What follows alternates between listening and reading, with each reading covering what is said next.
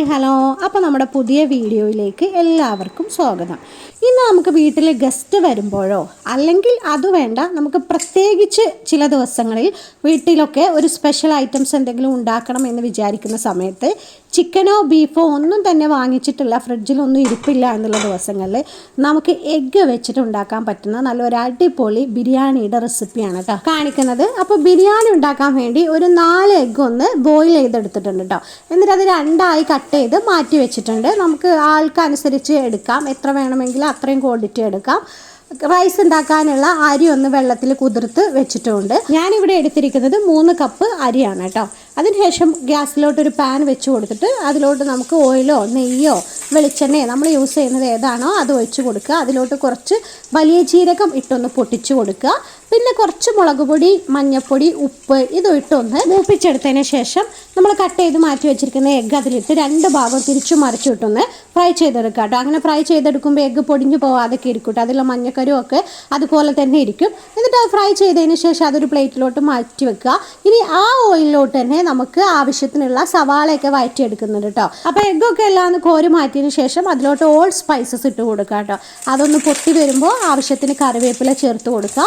ഇനി ഞാനിവിടെ 4 സവാള എടുത്തിട്ടുണ്ട്, ചെറിയ സവാളയാണ്. അത് നന്നായിട്ടൊന്ന് വഴറ്റി വരുന്നതിന് വേണ്ടി ഉപ്പൊന്ന് ഇട്ട് കൊടുക്കുക കേട്ടോ. ഉപ്പിട്ട് കുറച്ച് നേരം അടച്ചു വെച്ച് കൊടുക്കുക. സവാള നല്ലപോലെ വാടി വന്നതിന് ശേഷം വേണം നമുക്ക് ബാക്കി ഇൻഗ്രീഡിയൻസ് ചേർത്ത് കൊടുക്കാൻ കേട്ടോ. സവാള നന്നായിട്ട് വാടി വരണം, അല്ലാത്ത വിരിക്കുകയാണെങ്കിൽ നമ്മൾ ബിരിയാണി ഉണ്ടാക്കി കഴിയുമ്പോൾ അതിങ്ങനെ കടിക്കാനുള്ള ഒരു ചാൻസ് ഉണ്ട് കേട്ടോ. അപ്പോൾ നന്നായിട്ട് തന്നെ വഴറ്റി ഒന്ന് എടുത്തതിന് ശേഷം അതിലോട്ട് ഇഞ്ചി, വെളുത്തുള്ളി, പച്ചമുളക് ഇതും കൂടെ ചതച്ചെടുത്താണ് കേട്ടോ. നമ്മുടെ ആവശ്യത്തിനനുസരിച്ച് ചേർത്ത് കൊടുക്കുക, നമ്മൾ എടുക്കുന്ന ക്വാണ്ടിറ്റിക്ക് അനുസരിച്ച്.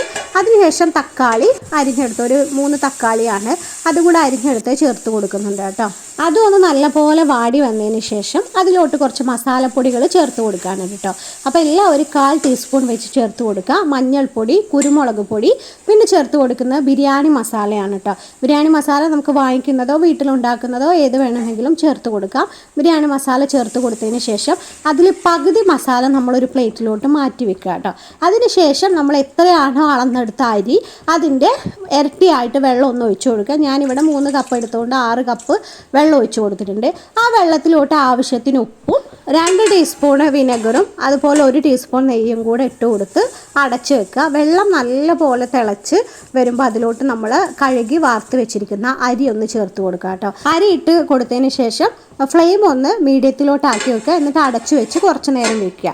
അതിനുശേഷം ഇടയ്ക്കൊന്ന് തുറന്ന് നോക്കി വെള്ളം ഇതുപോലെ ഒന്ന് പറ്റി വരുന്ന സമയത്ത് മീഡിയം ഫ്ലെയിമിൽ നിന്നും ലോ ഫ്ലെയിമിലോട്ടാക്കി വെച്ച് ഒന്നും കൂടെ അടച്ചു വെച്ച് കൊടുക്കുക.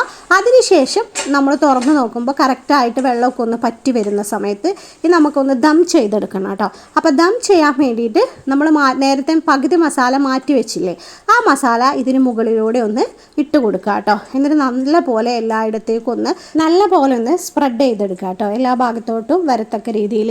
അതിനുശേഷം നമ്മൾ ഇതിലോട്ട് ആ ഫ്രൈ ചെയ്തിട്ടുള്ള എഗ്ഗ് ഒന്ന് വെച്ച് കൊടുക്കുക കേട്ടോ. എഗ്ഗ് എല്ലാം നിരത്തി തന്നെ ഒന്ന് വെച്ച് കൊടുക്കുക. അതിനുശേഷം നമുക്കിതൊന്ന് ദം ചെയ്തെടുക്കണം. ഒരു 5 മിനിറ്റ് ദം ചെയ്താൽ മതിയാകും. ലോ ഫ്ലെയിമിൽ തന്നെ വെക്കാൻ ശ്രദ്ധിക്കണം, ഇല്ലെങ്കിൽ അടിക്ക് പിടിച്ചു പോകും. അപ്പോൾ ദം ചെയ്തെടുക്കുമ്പോൾ ഇതുപോലെ ഒരു വെയിറ്റ് എന്തെങ്കിലും അതിന് മുകളിൽ ഒന്ന് വെക്കുക. 5 മിനിറ്റ് കഴിഞ്ഞതിന് ശേഷം ഫ്ലെയിം ഓഫ് ചെയ്യുക. കുറച്ച് നേരം കൂടെ ആ സ്റ്റീമിൽ തന്നെ കിടന്നോട്ടെ. ഇനി ആ എഗ്ഗ് നന്നായിട്ട് ആ മസാലയിലൊക്കെ ഒന്ന് പിടിക്കാൻ വേണ്ടിയിട്ടാണ് അത് കുറച്ച് നേരം അതുപോലെ ഒന്ന് വെക്കുന്നത്. ഇനി അത് കഴിഞ്ഞ് ഒന്ന് ദം പൊട്ടിക്കുമ്പോൾ നമുക്ക് എഗ്ഗ് ഒന്ന് സെപ്പറേറ്റ് ചെയ്തെടുക്കുക. കാരണം അതിലിട്ട് മിക്സ് ചെയ്യുന്ന സമയത്ത് അത് പൊടിഞ്ഞു പോകും എഗ്ഗ്. അപ്പോൾ അത് നമുക്ക് മാറ്റി ഒരു പ്ലേറ്റിലോട്ട് വെച്ചതിന് ശേഷം ബാക്കി മസാല നന്നായിട്ട് തന്നെ ചോറിലൊന്ന് മിക്സ് ചെയ്തെടുക്കുക കേട്ടോ.